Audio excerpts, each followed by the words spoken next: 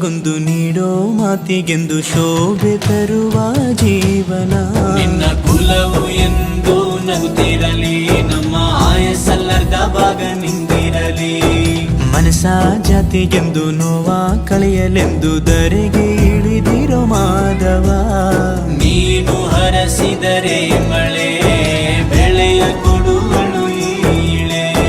ಭೇದ ಭಾವವೇ ತಿಳಿಯದಿರೋ ತಾಯಿಯ ಮನಸ್ಸು